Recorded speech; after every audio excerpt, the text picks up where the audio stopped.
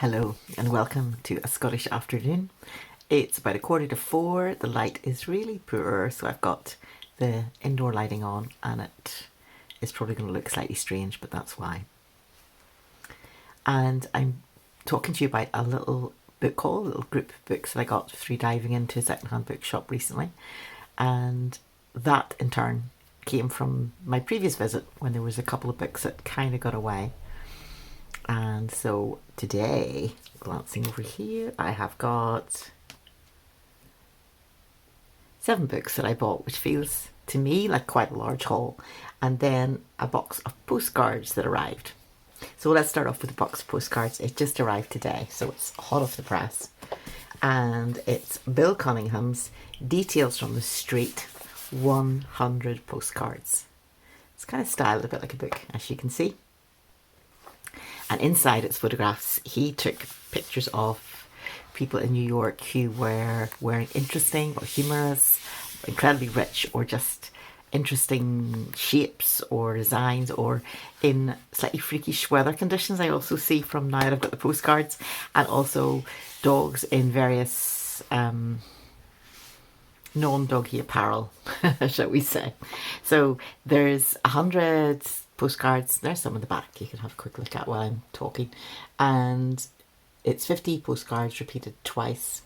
And I personally love sending postcards to friends with a different subtitle on that's personal, added on by me. And so this is going to be perfect because they are just photographs and you can then add your own words on the top of them. So what was my excuse in going back to a second-hand bookshop? Last time I was there, I began buying books to do the Palliser series of Trollope. And I had got Phineas Finn and Phineas Redux. And then I discovered in between there was a book. So I've already read the first Phineas book, but I had to go back to get the Eustace diamonds. And in actual fact, there's going to be a bit of a fashion clothing looks theme, because Bill Cunningham, of course, was photographing people in clothes, the fashion, the way they wore things, as a sort of communication. And this is about diamonds, so I'll have that to read. My trouble with Anthony Trollope is once I start to read, I cannot stop. I just keep going, and I usually get through a book in about a day, but I do very little else in that day. And the other reason I went back was to get a book of poetry. This is the Forward Book of Poetry 2022, the best poems. It's a poetry prize. It has coincidentally just announced that it's opening again for this year, and therefore it's useful to see what other people have had as commended poetry, to see the layout, the different styles. And I saw this and sort of thought, and I then had to go back and get it the moment they announced that the prize was open, because I realised people would be likely to go and buy that book. And another poetry book that I had seen glimpsed last time was this W.H. Auden collected shorter poems, 1927 to 1957. And there is so much of his poetry, and I just thought a whole little book, even though, as you can see, it just gives 2 different dates. So it's not even all his shorter poems. So, but it's a start and something I can get reading through and get a whole lot of his poetry all in one go. That much I kind of knew going in. But what surprised me was in the window a book that I saw and just thought, oh, I want to have that. And then I looked at it. Alexandra Shulman, Clothes, ... and Other Things That Matter. Now, she's famous for being the editor of Vogue in Britain, kind of the equivalent of Anna Wintour over in America. And she was editor for nearly 25 years. And, you know, very, very well known. And then I like the look of some of the words that she wrote about clothes. I have since read it, and I will be doing a book review solely on this book itself because there's so much worth saying. But I spotted it in the window of the bookshop, and the window and the actual door were really, really close together. In fact, the door was angled in. So basically I took a step into the shop with the door. So opened the door a smidgen, took a step in, reached out my arm into the display, grabbed the book and brought it back to me.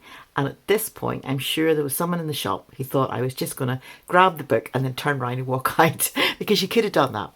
But I didn't, of course.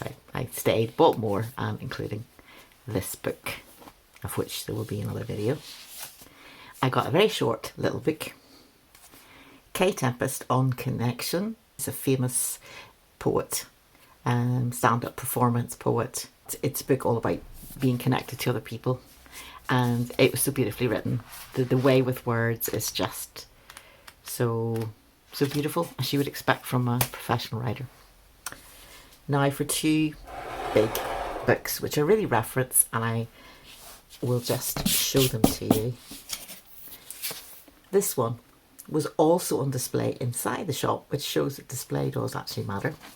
Secret Voices, A Year of Women's Diaries.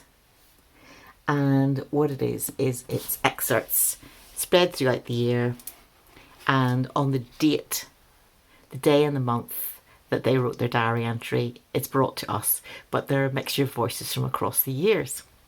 And so you can take it and read it through each day and see what was happening 30 years ago, 300 years ago, whatever, in the lives of the different people. Now I've got one extract that I read. Just want to tell you who it is. I'm just going to say it's a woman writer. You can see if you can guess who it is. But the writing was so strong that I thought, oh, I have to get this book. Here's what it is. It's an entry for the 30th of June.